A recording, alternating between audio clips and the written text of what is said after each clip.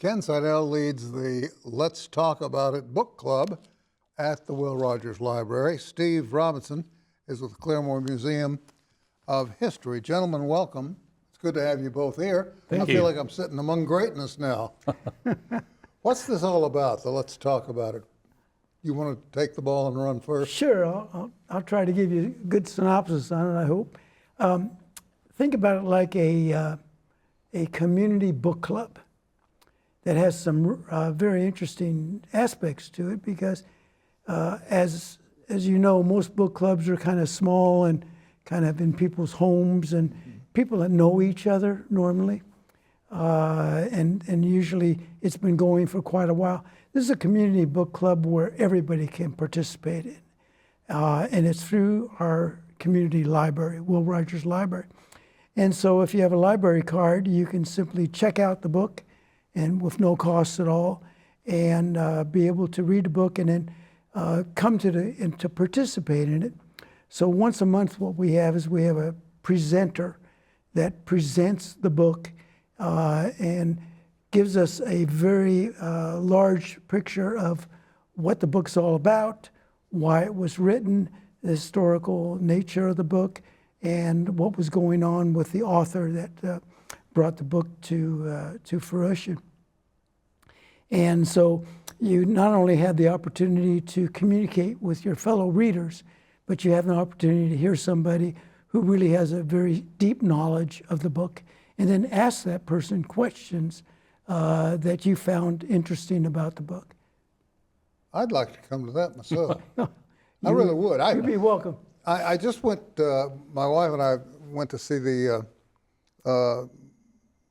Woody Guthrie film that's out and about. And I've always been a fan anyway, but had no idea he'd done so much in his lifetime. Now you're doing, let's see, I think it's Bound for Glory. Yes, we are. That's the first book out. Right. And that was written by Woody. Yeah. Right. Wow. Would love to see that. Yeah. Love to see that. Hugh Foley, I think, from our Gosh, campus is going to lead the discussion. That's correct. Correct. He's our discussion leader, yes. Yeah, we've had him on. He's pretty knowledgeable. Oh, he's a great guy. He really sure is. But I'm a better banjo player. He's a guitar player, though. Yeah, I know.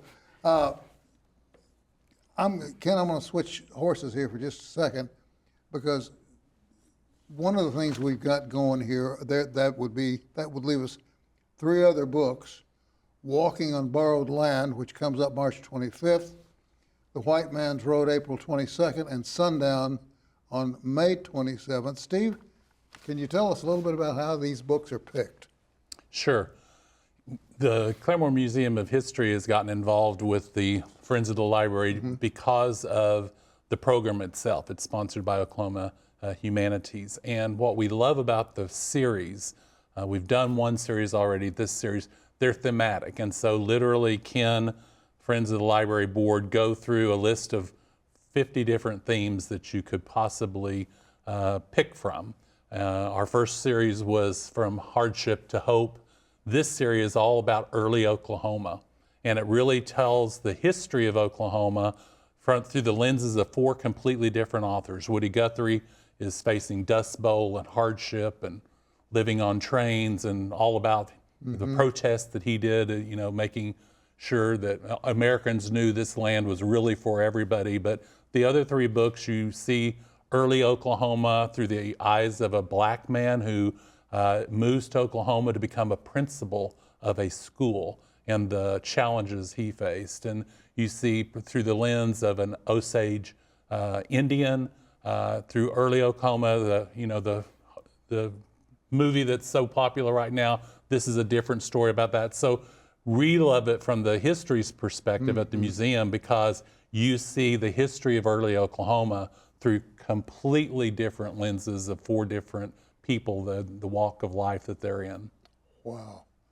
Whose idea was this? This was an idea that was generated actually through the Congress back in the 60s, back in the mid-60s, the concept of having a humanities council in each state. And so Oklahoma picked it up in the 70s and made it a granting organization I think it was in the early 80s, and developed a program called Let's Talk About It. What they did is they went out to several academic people and said, develop some themes for us that a community can rally behind and can be educated in. And as Steve said, the first theme that we chose was hope amidst hardship.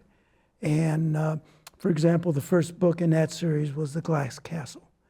And so we were dealing with that kind of theme. It was a 5-book series. And here now we're dealing with the theme of early Oklahoma. What was it like to live in early Oklahoma as the territory became a state? And that's what we're focusing on. That's why we have the 4 books. The other book in the series is about the Comanches.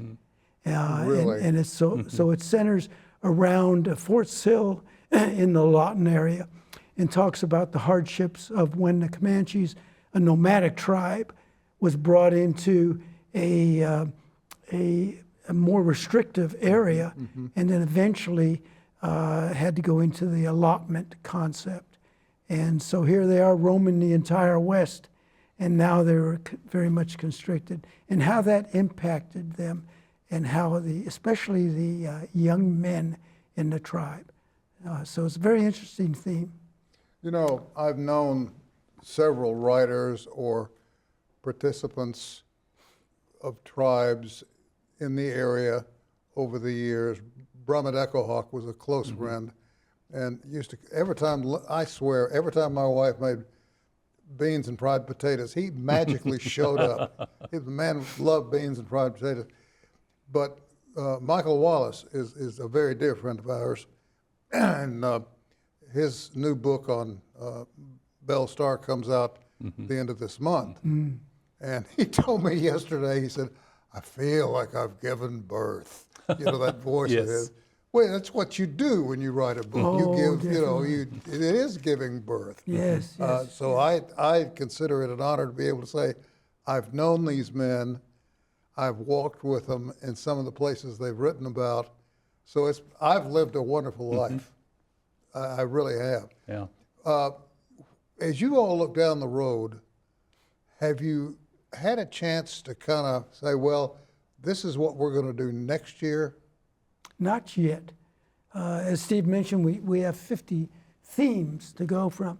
And that's one of the wonderful things about our book club, our community book club, is because each of the 4 books or 5 books that we have during the series, well, we have a grant from the Oklahoma Humanities Organization.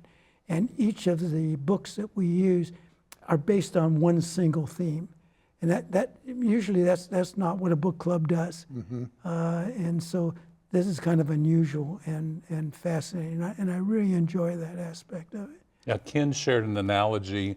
You know, when you go to an art gallery and the docent there, you walk up and you see a painting and it's beautiful and you love it, but the docent begins to explain to you the brush strokes and where the artist was when he painted the picture. Certainly. That's really what this book club is all about, is really knowing the background of the stories and what drives them. Yeah, Wow. taking a theme and peeling back each onion layer so you get a real holistic feel for the theme.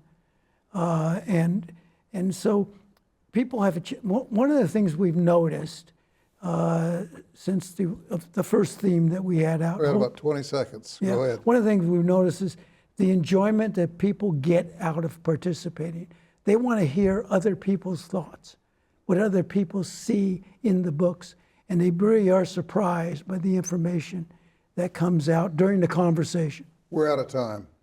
I wish we had more time. Will you come back? Sure. Oh, yes, I'd love to. I'd love to have you both back to talk more about this.